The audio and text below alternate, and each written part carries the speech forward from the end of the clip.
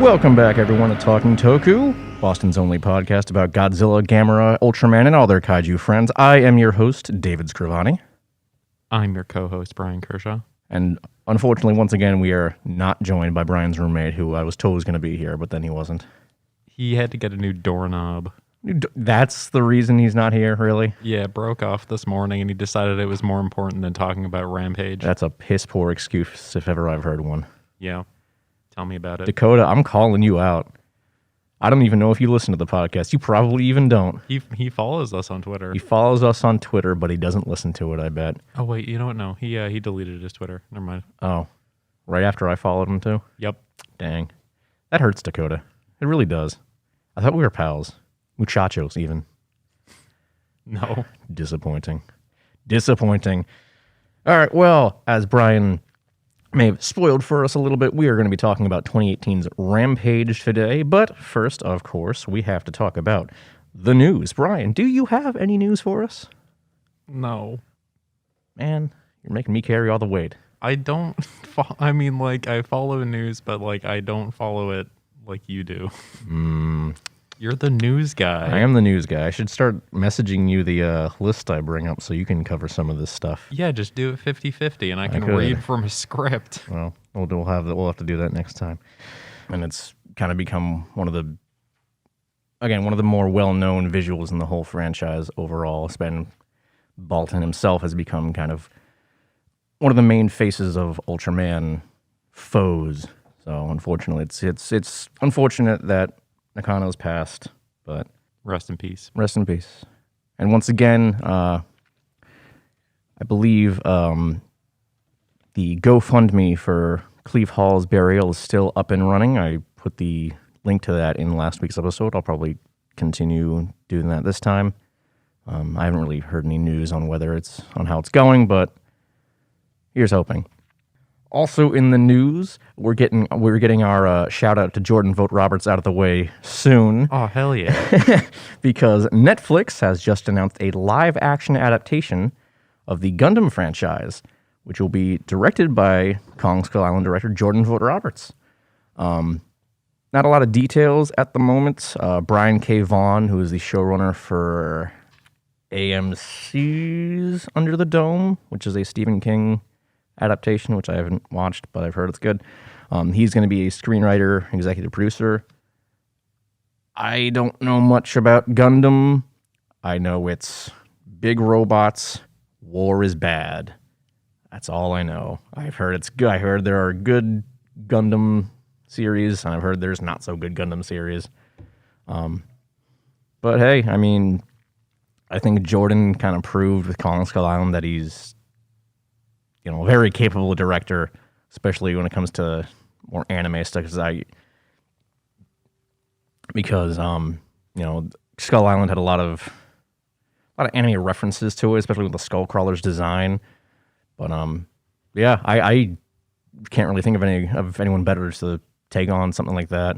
He's a good director. He is. Have you seen his first movie, The Kings of Summer? Maybe.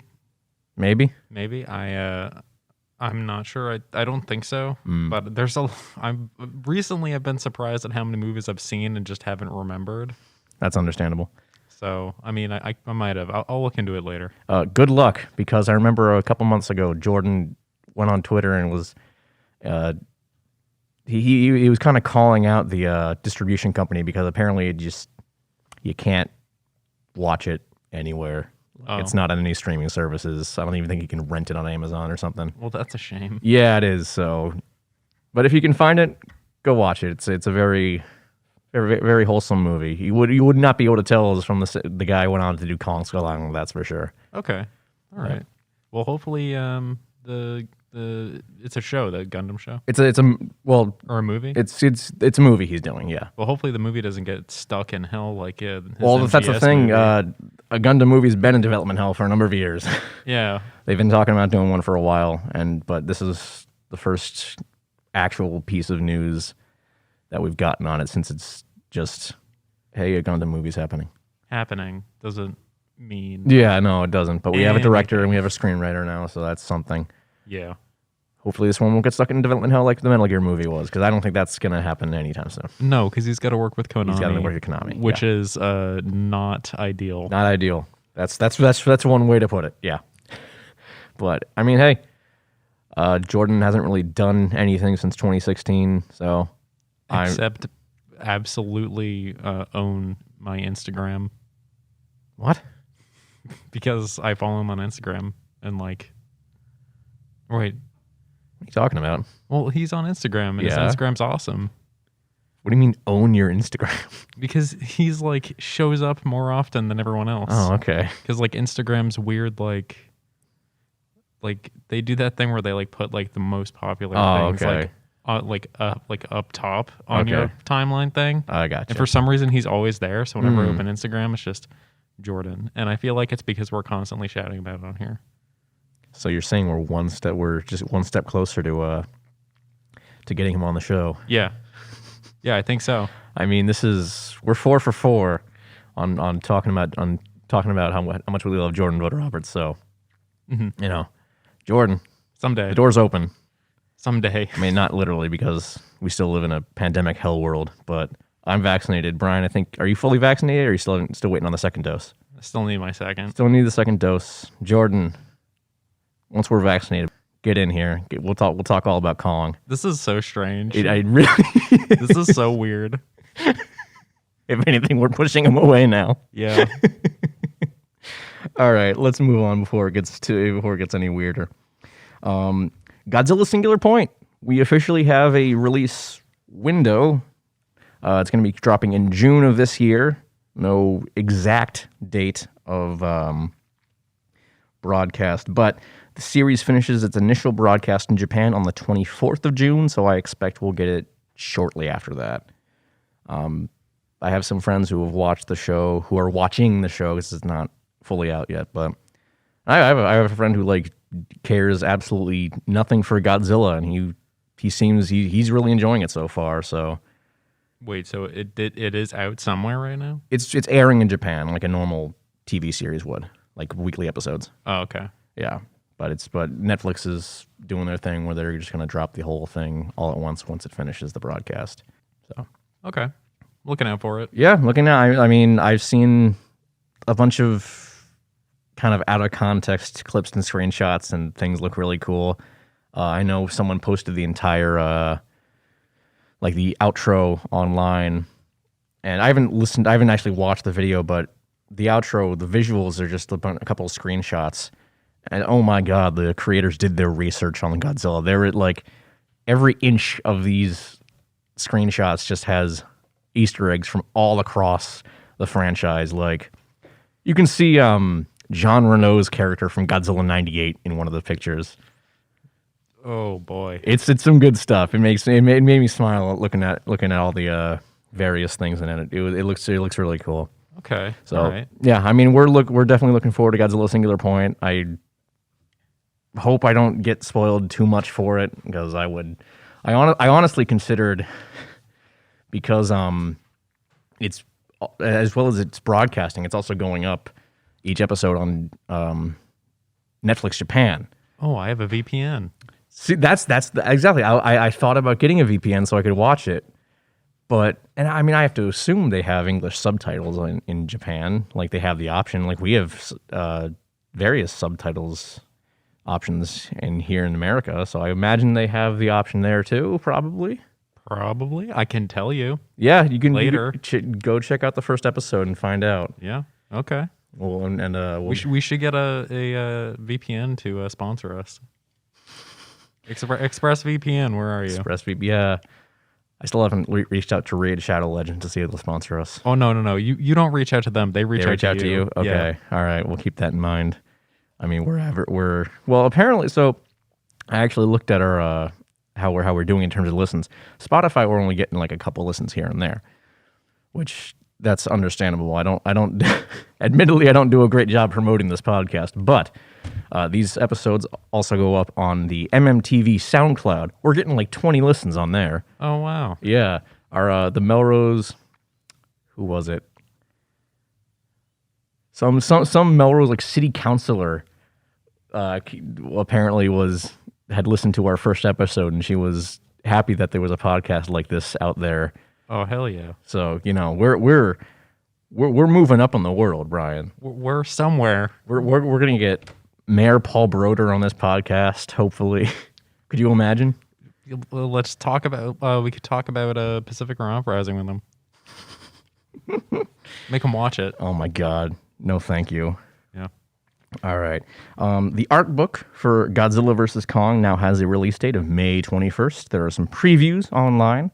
Looks pretty cool. I'm a sucker for concept art, especially when it comes to big monster movies.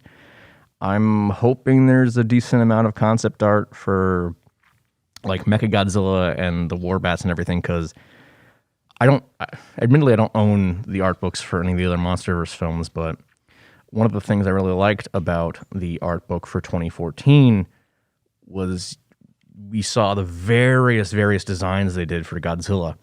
And then unfortunately for the art book for King of the Monsters, there weren't a whole lot of like concept designs for Mothra or Rodan. There was some for Ghidorah, but not nearly as much as they had for Godzilla in 2014. So I'm hoping we see a little more of the concepts going into what we ended up getting for Mechagodzilla. Yeah, I think I went on Twitter not long ago. I don't go on Twitter very much, but I did see a bunch of concept art for Mechagodzilla like pop up. Yeah, I saw there was a thread on there where some concept artists just like threw up their work that they did for the movie. Yeah, and a lot of it was really cool, but I didn't see any like really different designs. All of them kind of looked very similar to what we got in the movie. But yeah. I hope that there's some cool designs on there. I hope that if there is a lot of designs in there, that there isn't one that makes me go, oh man, I wish they used that instead. Not like we had with the 93, the Heisei Mechagodzilla. Because you look at the concept art for that movie, every design is way better than we actually got. Well, even the Mechagodzilla on the cover, like the actual like art, official artwork for the movie, Nishikawa, it was design way cooler than what we got in the movie. What we got in the movie was so lame. It's just it's too streamlined and simple. Like I understand why they didn't go with the Nishikawa design for that film, because it would have been, well, actually not even, because they reused the concept for Mogera a year later. So I don't know. Yeah. Whatever. Yeah, I'm not sure. I mean, weird. It was a weird decision. Yeah. Probably budgetary. Maybe. I mean, granted, even if we don't get a whole lot of concept art for Mechagodzilla in the book, the concept artist who designed Mechagodzilla, who also designed the Mechagodzilla in Ready Player One, he's posting stuff all the time about Mechagodzilla, because he loves the fact that he loves to brag about the fact that he got to design Mechagodzilla twice now. Yeah, and actually the Mechagodzilla in Ready Player One was pretty awesome. Yeah, I mean, I seem to recall like when he was designing it, Toho said like they showed him that Noriyoshi Orai poster and were like, make it look like this.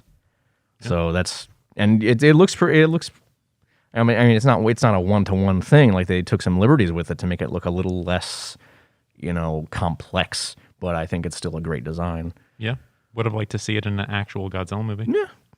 Maybe someday. Would have liked to see it in a better movie. Yeah. I have not seen that movie and I don't want to. I snuck in. I didn't pay for it. I remember you telling me that. Yeah, I don't know what I saw before.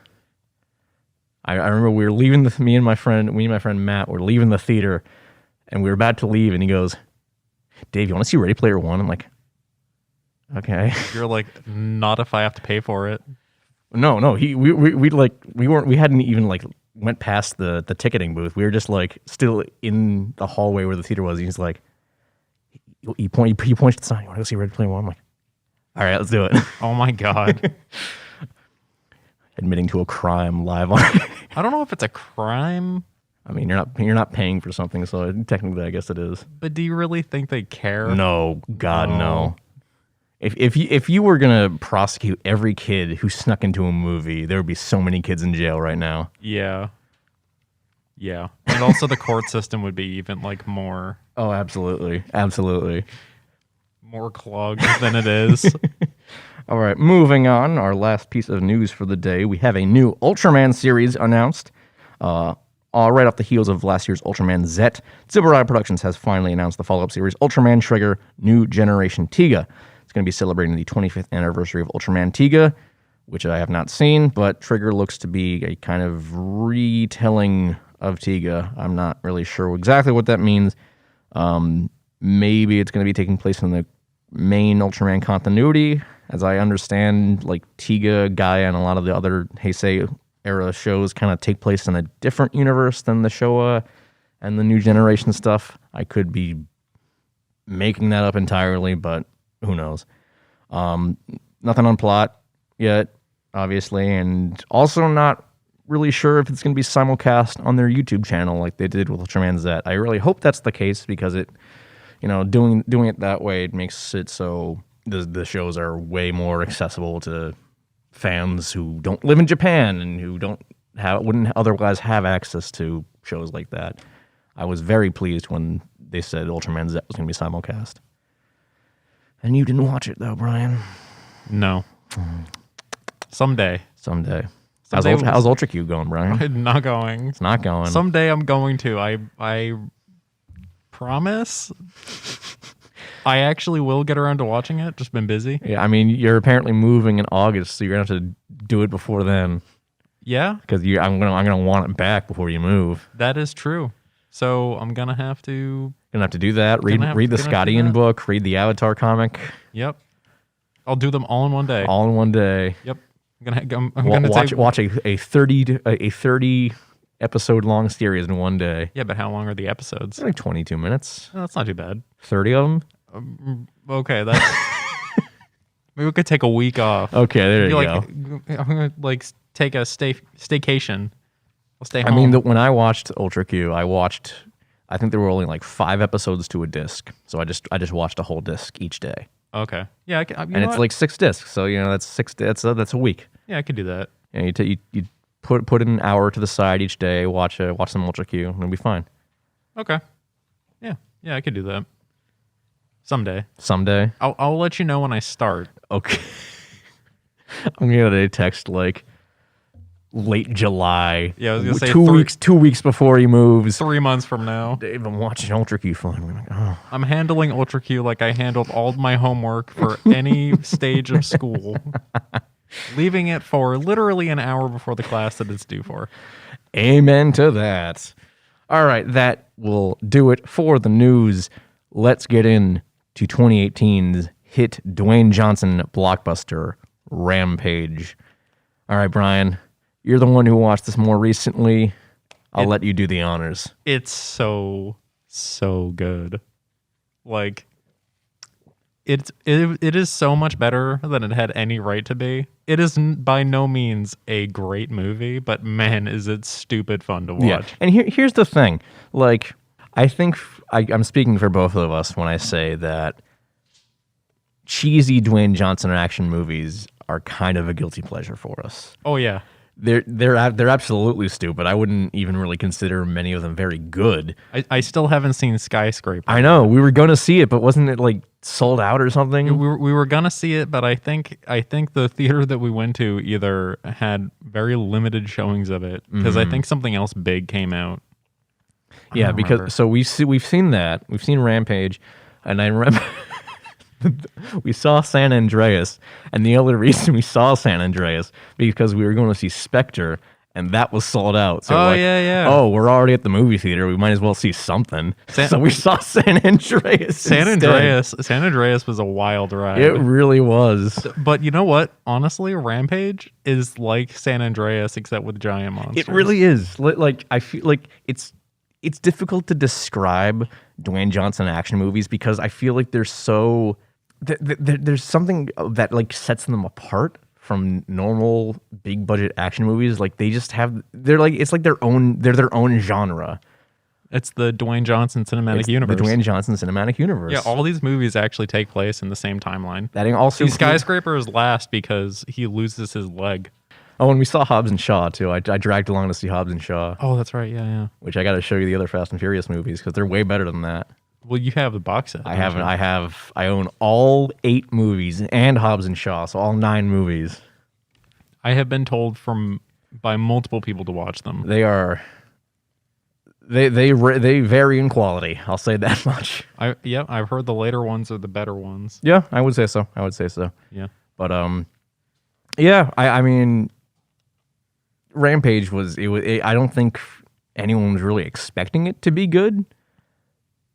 I mean, if you watch the trailers for it and you go to see it, your expectations are going to be met.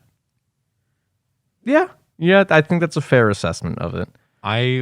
Here's the thing. So I watched it last night, and before then I had not seen it since we saw it. Really? Okay. So I had never actually rewatched it. I bought it on Blu-ray like when it came out, and I was just like, oh man, I'm gonna watch this. And then it took me this long to watch it, because I'm just such a busy guy. Yeah. But I watched it and I was like, man, that was still pretty good. It rocks. It held up. It has, like you said, it has no business being as entertaining as it is. And again, I would not consider Rampage a good movie, like a legitimately good piece of cinema. But similar to Godzilla versus Kong, it's just a damn good time. Like, there's nothing inherently wrong with it. It's a big budget Dwayne Johnson action movie that just happens to feature giant monsters. And, there ain't nothing wrong with that. No. Nothing's wrong with that at all. And honestly, Rampage had a lot in common with Godzilla vs. Kong in terms of like the experience of watching it. Because they're like, oh, they're already in, where's the last fight? Chicago? I think it's Chicago, yeah. Like, oh, they're already in Chicago. It's the same reaction I had. We're like, oh, they're in Hong Kong already. Yeah. Like, it was so weird because like the whole movie, or the Rampage, the whole movie, they're just like, it's mainly like Dwayne doing his thing, and then like generic military dude going like, oh, the monkey and the wolf are running together. What does this mean? Generic military dude. You're not talking about Jeffrey Dean Morgan's character, are you? No, well, no. I mean, like, no. Okay, good, because Jeffrey Dean Morgan, he steals the show in every scene he's in. He was so good in this. He for a movie based on a 1980s arcade game about giant monsters, Jeffrey Dean Morgan did not have to try that goddamn hard in this movie. But he did. He did. Or he didn't. We don't know. I mean, judging from the other things I've seen him in, he definitely did. Like, this is he just chose the persona he wanted to do and just went for it. He's just like this like big talking cowboy persona, and it's very weird, but it absolutely works 100% of the time. Oh yeah. It's ridiculous. Yeah, and no, he was definitely the best part, and him interacting with Dwayne Johnson. I don't even remember Dwayne Johnson's name. I don't remember any of the characters' names in this movie. The only names Granted, I know... I watched it. I didn't... I full disclosure, I didn't watch this in preparation for the podcast. I watched it back in January. I'm like, yeah, that should be fine. Brian actually watched it a couple days ago, and he doesn't remember the names. Yeah, it's not important. They're not important. Even the monsters' names aren't that important, but you kind of learn... George. George is the only one that's important. Ralph, which is the wolf, if you haven't played the original game, Ralph's name gets used in a throwaway line that feels really out of place, and you can tell they're doing it just to satisfy fans of the game. And then Lizzie, the giant alligator, she doesn't even get named at all. She's just an alligator. She just shows up like out of nowhere. Yeah, like, there's a brief glimpse of like... Well, you see, it's kind of built up. Like, you see one of the canisters with the whatever it is, the genome thing. I think it's like some gas thing. You see it land in the Everglades, and then when the villain, I want to say her name's like Olivia or something. Probably. I don't know. What's an evil woman name? Olivia. Yeah. I'm probably only saying that because of Olivia Pierce from Dune 2016, though. Well, we just lost a viewer named Olivia. I'm sorry, if there's one out there, I'm sorry. Wherever you are, I'm sorry. Oh no, what if the Miller's counselor's name is Olivia? Oh no, we're gonna get canceled. No. But when she turns on the thing to attract all the monsters to Chicago, we see Lizzie kind of turn in the river, but we don't actually see her in all her glory until that finale. And honestly, it's a great reveal. Yeah. Just the way because like you see her coming up through the water, the boat kind of like splits in half, and then she's like comes out of the water roaring to the sky, and it's really, really cool. Yeah, it's great. But again, we don't get the name at all. Because instead we get we get Dwayne Johnson randomly saying, it's funny. I was just about to say we could have used a giant alligator right about now. Oh my god. And that feels so out of place too, but I love it. I think just the all the characters' reactions to Lizzie showing up just made it so funny. It was basically the like, you've got to be kidding me kind of thing. Yeah. It's like, yeah, you know what? That's an acceptable response. This whole situation is utterly ridiculous. Mm-hmm. Like even putting yourself, like trying to immerse yourself in Rampage's world. Like if you're actually there in the situation and you're just like, you look up and there's a giant ape and like a flying squirrel wolf and a giant alligator with tusks. You're like, what is this? Like, what is going on? And listen, like you can have kaiju movies that you can easily see yourself in, like Godzilla 2014, like Monsters, Gareth Edwards' first film. Like those are grounded movies that you can easily put yourself in. And like I guess Rampage is kind of like that to an extent. I feel like it's more like that than something like Godzilla versus Kong. Definitely. Godzilla versus Kong definitely taps more into like the fantastical kind of like fantasy type stuff. Yeah, because you know, instead of there are giant monsters living inside the earth, these are, you know, kind of generic genetic mutations that are. It's from CRISPR, isn't it? The gene. It's called Crispy. Crispy. They call it CRISPR, but I just every time. Well, CRISPR is an actual thing. It's an actual project. CRISPR, but I'm going to call it Crispy. I mean, that's fine. Yeah. But like the company doing it is like Energene or something. It is Energene, yeah. Energene. What a generic name for a science company. Can we talk about how violent this movie is? Here's the thing. Like, when we saw it in the theaters, I was taken aback by how violent it was. And when I watched it again in January, I was expecting it to be more violent than it ended up being, if that makes sense. So here's the thing. I originally I had the same reaction when I first saw it. Like, it was really violent. Mm-hmm. But I think that since it's been so long since we've seen it, we may have kind of remembered it differently. Like, like maybe the violence was at it, like, you know, we just remembered it differently. But then I watched it and I was like still surprised by how violent it was. Yeah, I mean, because like it wasn't as gory as I remember it being, but like there's still like some violent imagery. Yeah, I mean, there's the movie. whole.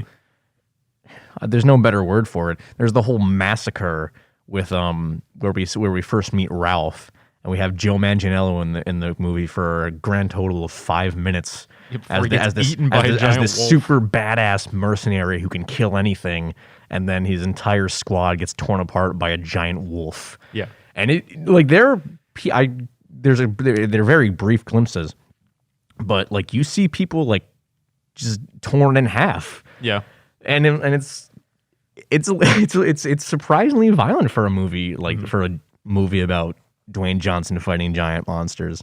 And then the final battle between George and Lizzie, like George stabs her through the eye. Yeah. Like it gets to be a little violent for something like this. Also, remember, Lizzie bites Ralph's head off. Oh, that's right. She does. Yeah. That's a decapitation. Yeah. I mean, granted, we've gotten decapitations in some of the MonsterVerse movies. Lizzie does the gator death roll. She does. Yeah. I mean, there's no way they weren't going to do that. No. It's the coolest thing ever. I mean, Godzilla did that. It's true, he did. But yeah. And so here's the thing I wanted to talk about that I feel sets this apart from some of the other Dwayne Johnson giant monster movies. Because again, it feels like one of those Dwayne Johnson blockbuster action movies. But I don't know who the director is. I can't remember his name. But I have to imagine he has like some sort of kind of love and respect for giant monster movies because just the way things are like shot, quote unquote, because it's it's all CGI effects, obviously. It just has this feel like you can tell like this is not just some run of the mill cash grab giant monster movie that there are so many of. Like it actually feels like this guy knew what he was doing in making it. Like he was given the reins to this movie, and the studio's probably like, whatever, do what you want. But like he actually knew what he was doing, so it actually ended up being pretty solid. Yeah, there was definitely while watching it, there was definitely a feeling that some thought went into this movie, or a lot of thought went into this movie. I feel like with a lot of bad kaiju movies, you watch them and you're just like, what were these people thinking? Mm-hmm. But then this whole movie, like, it was just like pretty concise. You were like, all right, everything, as dumb as dumb as it is, it makes sense. Yeah. And like it just wasn't obnoxious at all. Like it was just a good time. And also the director is Brad Peyton. Brad Peyton. What else have you done, Brad Peyton? I can tell you. Brian can tell us. Through the power of Google. This is Brian's learning hour. He did Journey 2. Oh, Dave, he directed San Andreas. What? Yeah. No way. Yeah, he did. Oh my God. Yep. I was not expecting that. He did the Cats and Dogs sequel. Wow, what a repertoire this guy has. Yep. Yeah, he did Incarnate, which is a movie I've heard of. I don't think I know that. Oh, what else? That looks like it's about it. Nope, he did another Cats and Dogs sequel, but in 3D. And that's all. I don't suppose he did the first Cats and Dogs. No, because that movie's actually good. I actually don't know. It's probably been. I haven't seen it since elementary school, probably. Yeah, same. I remember liking it. Wow, I cannot believe he did San Andreas. That's actually really funny. Yeah, he did San Andreas. Maybe that's why they seem so similar. I guess so.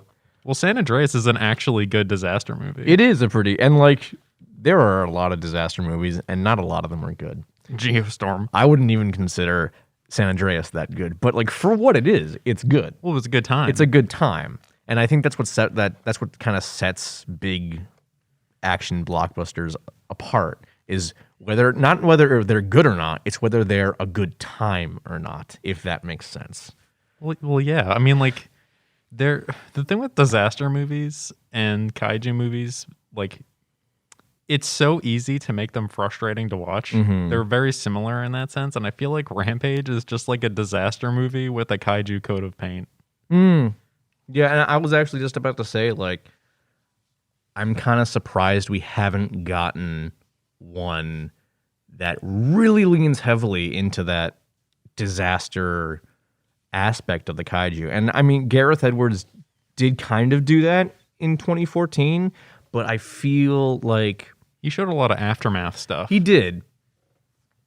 But I don't think, like, I'm having difficulty wording this, but like, you look at a movie like San Andreas, or like, as not good as it is, as 2012.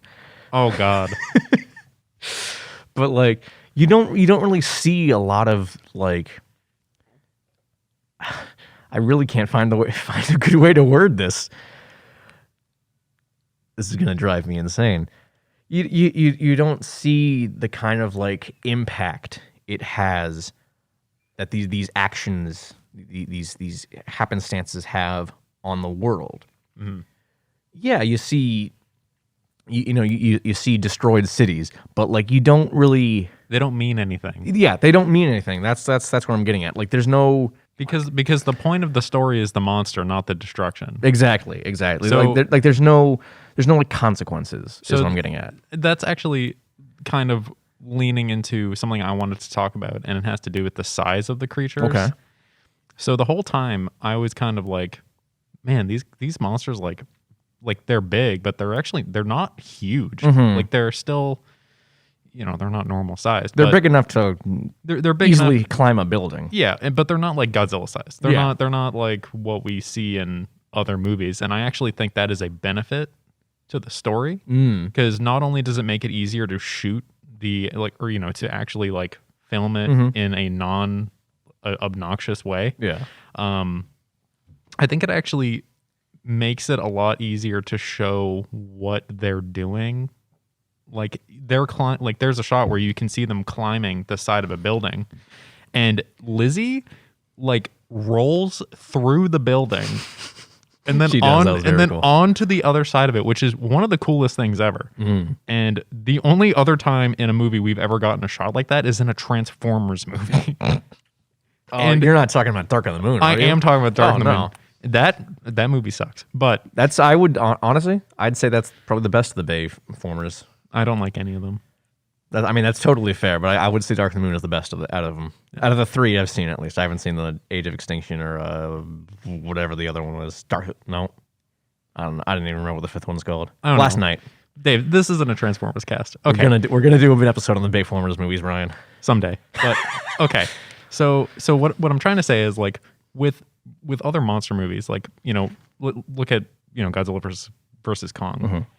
They just tip buildings over. But in this, like, they go through them, they like tear them apart bit by bit, and it's like kind of more like you're like, oh man, what? Like just stuff like that. And then also like there's a shot where Lizzie comes out of the river and like splits the boat open on her back, and like you can see the people like falling onto her, and you're just like, oh, what? Whoa. Like that's destruction that's actually kind of meaningful. Yeah. And I think because they're not gigantic, it kind of makes it better. Because you're like, it's more small scale, and like we're more used to small scale. So like you see more of the impact because they're smaller than say a Godzilla. You see more of the impact they have on the world. Yeah, because if Godzilla hits a building, it's just gonna fall over. Yeah, you're not gonna like. There's most directors, and I'm not saying this as a dig at anyone who's done big budget Godzilla movies or just kaiju movies in general. Like you don't typically see, what's happening like on the ground. You're mostly focused on the monsters, and that's for the most part that's okay. But the fact that you brought that up, like the fact that they're smaller, that absolutely works. And I think that also kind of goes into why it feels so different from a typical, Hollywood action movie. Yeah. So yeah, no, I see where you're getting. That's a good observation, Brian. A big brain moment right here. Big brain moment. I should be a movie journalist. Brian's big brain moments. That's the segment of the podcast. Okay, we're gonna make it reoccurring. Yeah. Okay. So you whatever we watch, whatever we do, you got to come in with a big brain take each time. All right. Think you can do that? Yep. So last episode, making up for it, my big brain moment was war's bad. There you go. In the context of what? Because Kong's race and Godzilla's race were in a big war. Okay. And then it affected the future. Okay. Or something. I mean, I guess. War's not good. It's super bad. Yeah. Man, it's almost like we're getting ready for a Gundam episode. Yeah. You know what?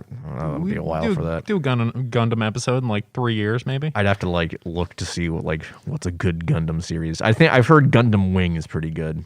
No, I wouldn't know. Neither would I. I'm just saying what I've heard in the past. What the hell were we talking about before? Well, I got way off track here. I finished my Brian big brain moment. Your Brian's big brain moment. We finished that. Okay. So those are all my observations with the movie. There's not really much plot to spoil. There really isn't. Like it's not like a tentpole blockbuster. It's not like it's not like an Infinity War or a Godzilla versus Kong that people were looking forward to for a number of years. It's it's a pretty self-contained story. Again, yeah, there's not much to the plot. Yeah, the funny part is that the only important part of the plot happens right at the beginning, like the space station blowing up, and then the stuff like falling. Yeah. Okay. Okay. I want to ask you about this because this I feel breaks the universe. Okay.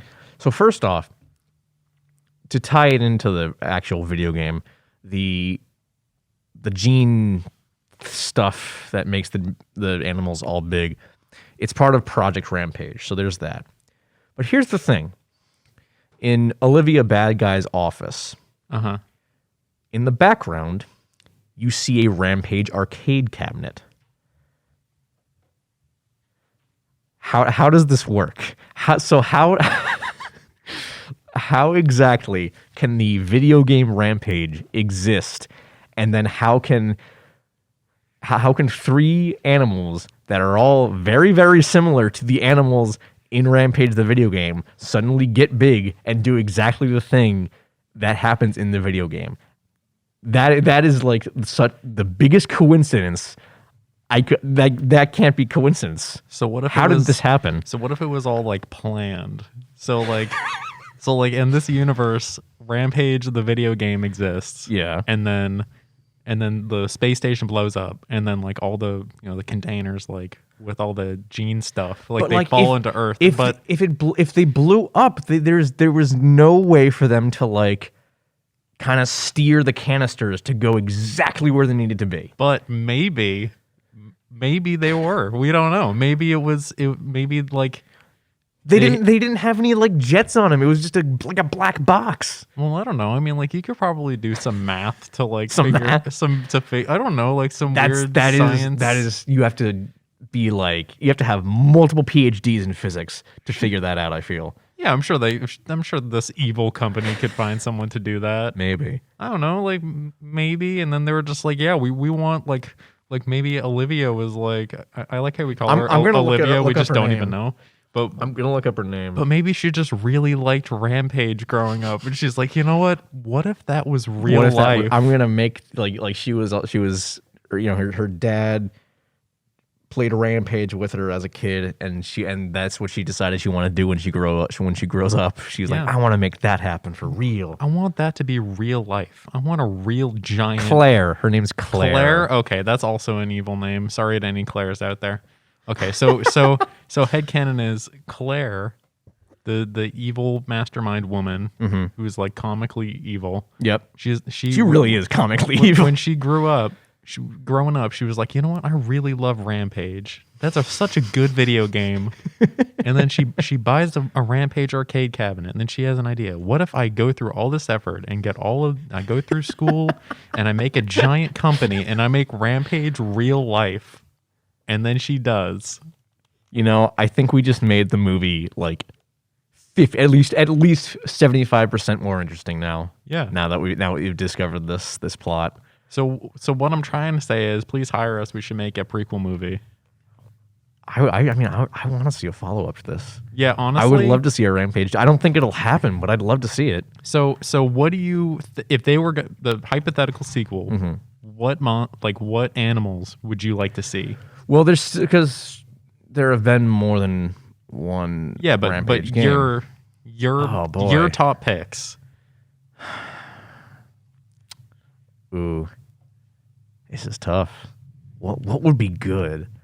Because I feel like you would have to like stick in kind of the Predator range. So I have an idea. Okay. So in this movie, George kills a grizzly bear. That's right. He does. What if this grizzly bear had like a lover, or like out for revenge, or like a child like out for revenge, and then the bear he like goes up to like an Energine person, or like an Energine person like steals the bear or something. And they're just like, you know what? This bear has like a vendetta. Let's see what happens if we give it the. Is the bear communicating with this human being? No. Like the Energine person, like they take the bear because it's like it's got like an emotional reaction towards George, and they want to kill George. Okay. And or like harvest him or something. And so they're like, oh, we got to get this bear. We're gonna give it the crispy. And then the bear turns into like a huge monster that they can't control because that's always how it happens. But yeah, that's what I'd like to see. We got to have at least more than one other one. Yeah, maybe like another wolf. Another wolf in the same pack. Well, I thought Ralph killed all the wolves in his pack, didn't he? Oh yeah, that's right. That's sad. Yeah.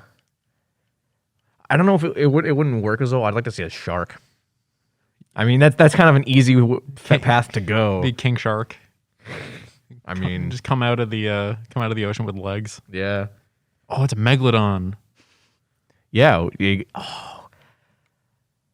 Crossover between Rampage Yeah, I was gonna and say the that. Meg. Oh, well then it's Jason Statham and The Rock. They'll be reunited after Hobbs and Shaw. Yeah. It's perfect. Oh, you can make so many like connections. Oh my with, God. like universes. We and stuff. need Universal to hire. I think it's Universal who owns Fast and Furious, at least. Yeah. I don't know. It may have been New Line who did San Andreas and all that. I think fun it was New Line. I'm gonna double check. Probably. Okay, New Line did do Rampage. Who did the Meg? That's Warner Brothers. Okay, interesting. Oh wait, Warner Brothers also is distributed Rampage. So this could happen, is what I'm saying. I'd be down. And Warner Brothers and Universal already are like kind of buddy because they still own the rights to Kong. Okay. You know, honestly, this is a lot like a Mortal Kombat story. With, like people just kind of showing up. It really is. Like from different like dimensions or timelines or whatever. They're just like showing up like, oh, I just showed up here. So in a like a hypothetical situation, if George and the Meg fought, who would win? Because think about it, George at least has, you know, he's genetically altered, but the Meg is just a big shark. True. I actually think the Meg would win. Yeah, because they would have to fight in the water, and the Meg would have the, you know, home advantage. And also we saw the Meg is fast. Meg is very fast, which is not entirely realistic, but you know, whatever. I don't care. Giant sharks aren't realistic. I was gonna say it's a movie about Jason Statham fighting a giant shark is not exactly realistic. Do you think we're ever gonna get a follow up to the Meg? We are. Oh, we are. We are. Ben Wheatley's directing it, who is a very good director. So, would you consider the Meg a kaiju movie that we can cover? Yes, okay. I absolutely would consider the Meg a kaiju movie. Okay, all right. So and I would absolutely love to do an episode on the Meg. All right, so look out for. It's been a while since I've seen that. Look out for a Meg. A Meg episode. Meg episode, and oh my God, whenever. Where's Josh? Is Josh here? Hi, Josh. Do you remember the idea we had? I know you guys can't hear Josh in the microphone, but a long time ago, Josh and I had the idea at our college radio station to do Meg Mondays. we can make Meg Mondays a reality. Yeah, because we filmed this on Mondays. Yeah, so we record the podcast on Mondays. So we make we can make Meg Monday a reality, Josh. So we do a Meg. I'm keeping this in.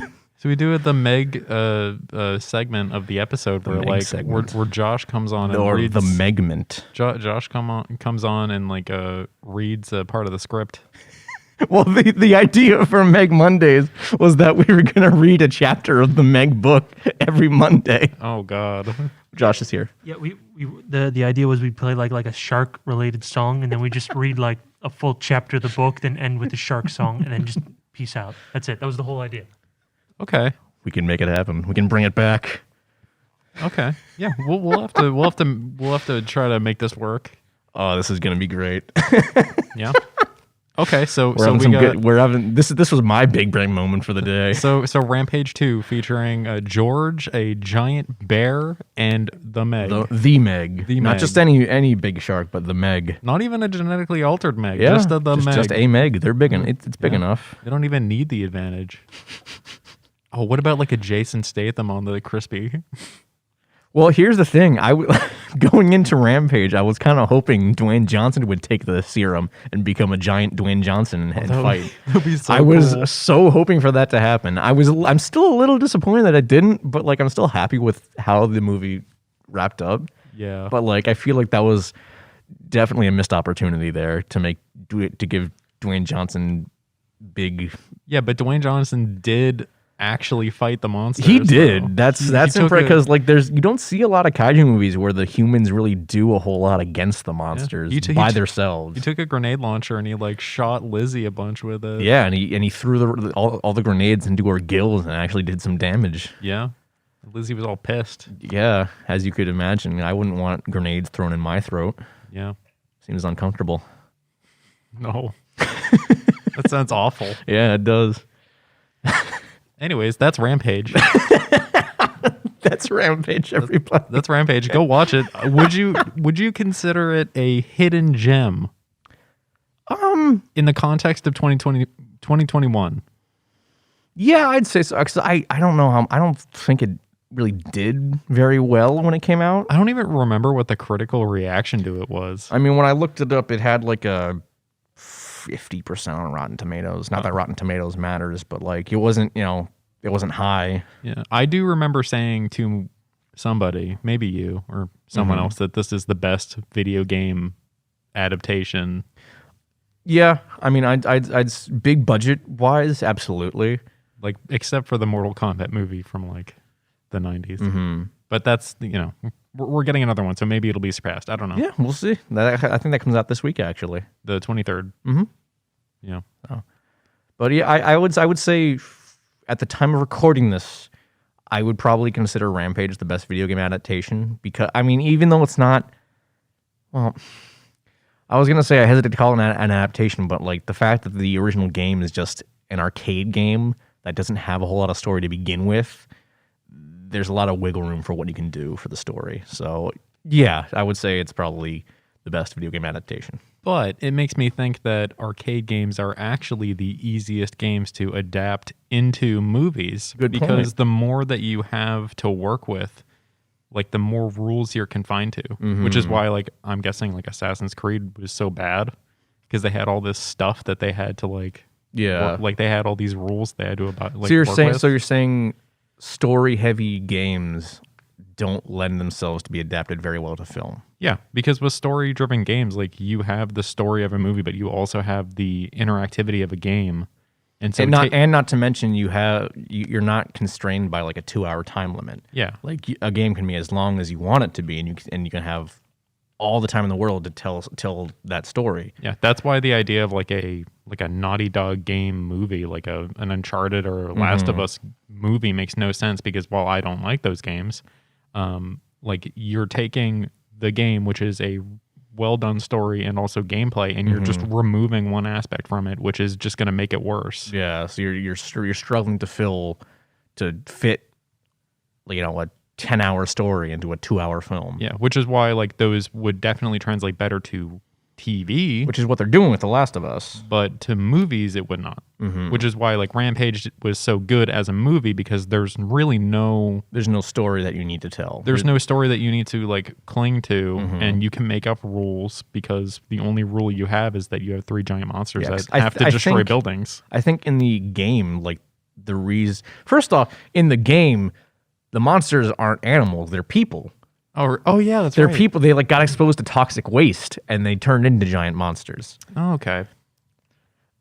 I'm a little glad that they didn't go with because that's a little more. Yeah, that's a little ridiculous. That's a little more ridiculous. Which again, in a movie about giant monsters, we shouldn't really be talking about things that are ridiculous.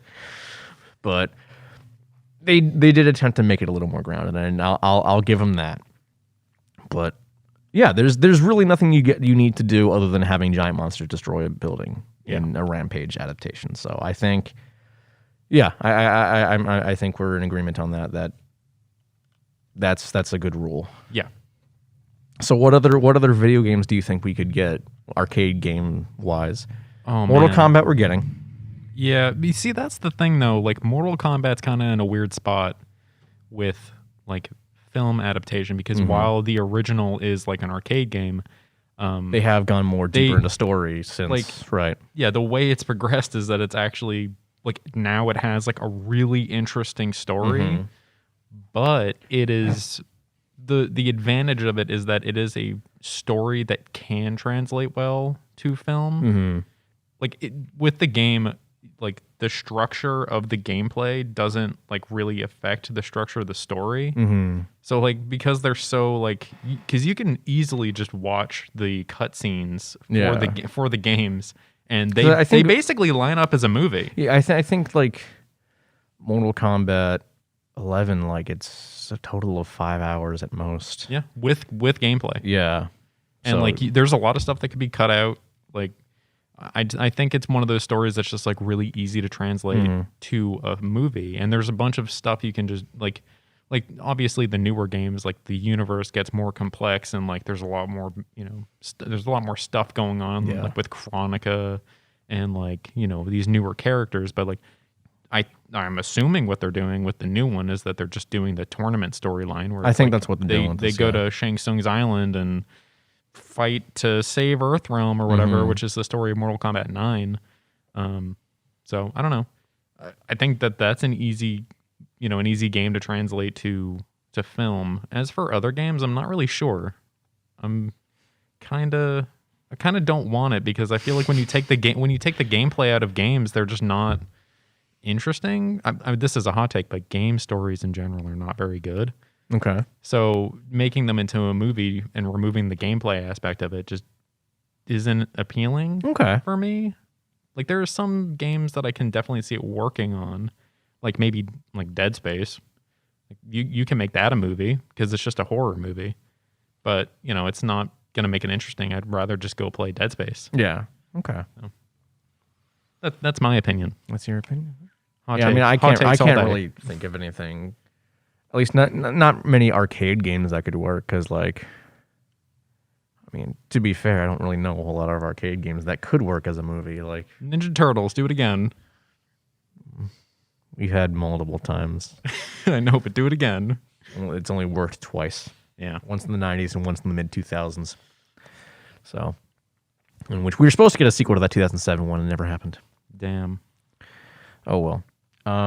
Well, Brian, do you have anything more to say about the hit movie Rampage? Go see it and watch San Andreas. Go see it. It's not in the theaters. Or not go see it, but go watch it. It's on HBO Max. And is it? Okay. Yep. Go watch San Andreas after. Or before. Doesn't matter to me. Just watch both of them because they're great. They are. And Dwayne Johnson flies a helicopter in both of them. Yeah, yes. He can fly a helicopter in both of them. Actually, the reason I would say to watch both is because his characters in both movies are exactly the same. They both have the same skill sets. They do. Yeah. Do you think Dwayne Johnson can fly a helicopter in real life? Probably. Okay. I feel like Dwayne Johnson just has so much free time that he just learns to does. What, like between his crazy eating habits. Yeah, and doing movies. And doing movies and like working out for like 6 hours a day. Yeah. He probably is just looking for stuff to do. And like on a weekend, he's just like, what? Taking helicopter flying lessons. I want to fly a helicopter. I want to do it for real. All right. We'll have to get him on the show and ask him. Yeah, totally. Could you imagine if we got Dwayne Johnson on the show to talk about Rampage? We get a real life kaiju on the show. Yeah. I think we huge. made that joke last time. He's huge, dude. He's giant. I know. I don't even know how tall he is, but I don't know. But he's like he's wide. I feel like he's more wide than tall. I mean, like his arm is bigger than like my face. Yeah, probably. I don't know. My face is large for the audience. All right. I think that'll do it for Rampage. Brian, we'll move on to our next segment, maybe, if it actually happened. What happened? What cool new kaiju thing are you checking out now? Well, I haven't read it yet, but I am reading I'm gonna go home and read it today. I gave it to you 2 weeks ago. I know. I've been busy. Too busy to read a single issue of a comic? Yeah. Oh, it's been a busy week. It takes like 20 minutes. It's been a busy week. I have a busy life. All right. Mondays are the only days I really have that are, and last Monday was taken up by stuff. Okay. So, no excuse, but I'm gonna read it. So I'll give an update, my opinion on it next. To be clear, Brian is talking about the Ultra Mega comic that I mentioned not last time, but the time before. Yeah, but I have heard good things about it from multiple people now. Oh. So okay. I am definitely going to read it. I have not been checking out anything recently. I was hoping to have read the Godzilla vs. Kong comic tie-ins, Godzilla Dominion and Kingdom Kong by now, but when I went to go try to buy them, I could not find them at the comic store. So I'm hopefully going to go do that after I'm done recording here. Hopefully I'll be able to find it. Order them online. Yeah, but then I got to pay for shipping. Oh, yeah, that's not fun. I don't want to pay for shipping because I'm a cheap bastard. I could have told you that. You didn't need to because I already know. Okay, yeah. At least we're on the same page. Yeah, exactly. It's fine. But so unfortunately, for 2 weeks, two episodes in a row, there's nothing to talk about. For what cool new kaiju thing are you checking out right now? I think I am gonna try replaying the most recent Godzilla video game. Really? Because I am. It's been a while, and I want to see if I still am bored to tears by it. Have we talked about the market for that game? Yeah. No, you mentioned it, that like copies of it are just like obscenely expensive. Like I've seen them go for like $300 online. That's why I'm not gonna sell. I'm not gonna it. sell mine I'm either. gonna No, keep mine. God no. Yeah, I'm gonna keep mine. We're holding on to gold there. I still don't know why. My guess is they just stopped. Yeah, they production because on they didn't sell well, so Yeah. they stopped making them. I pre-ordered that game. So did I. I pre-ordered it, and I got a poster with it. Yeah, that's all right. Yeah. Is that still hanging up in your room? No, Oh. all the poster roll's gone. Oh, I had to take them all down. But yeah. So next time, Yeah, maybe we'll talk about Godzilla PS4. yeah, next time I will. I'll tell you about it. I'm gonna play through the story, whatever story there is. I think the story is only like you can probably take down the story in like an hour, Yeah. So I'm gonna play the story and then like the arcade mode Yeah. or whatever it is, and which is basically just the story, just with you can play as the other monsters. I think. yeah. So I'm gonna do that, and I'll update. I'll tell everyone how it is, so you can spend $500 to play it yourself. Because I think another thing about it is that it's delisted from the PlayStation Store. Of course it is. So that's another reason why it's so expensive nowadays. So we really are sitting on gold. we are sitting on gold. Okay. All right. Yeah. Well, I think that'll about do it for this time. Should we tell the people what we're covering next time? I think we should actually keep it a secret. Keep it a secret? Okay. Yeah, keep it a secret. I will say I forgot to bring it with me. I'm sorry. Yeah, it's all right. Is it on anything? It's like streaming? Oh. God, no. It's an independent kaiju film that came out this year. Well, maybe I can follow you home. You can follow me home. I don't even know if I'm going right home after this. Who knows? Well, we'll talk about it later. If anything, I'll swing by your house and I'll drop it off. Sounds good. All right. Yep. Just keep the audience secret. Yeah, I'll say it's an independent kaiju film. It's very, very good. Very recent. Very recent. Yeah, we've met the director. Well, That means nothing to you guys, but we didn't. We did. we meet him. met the director. Yeah, we back we at did. G Fest of 2019. We'll let you guys figure out who that could be. Mm-hmm. If you care to do the research to see who was a guest at G Fest 2019. I'm sure if you actually do the research through power of deduction, you can actually figure out what movie. I mean, it we is. met multiple directors. We met two at least. Yeah. But only one of them actually has a recent kaiju film. So Yeah. But anyways, yeah. All right, that'll be it for today.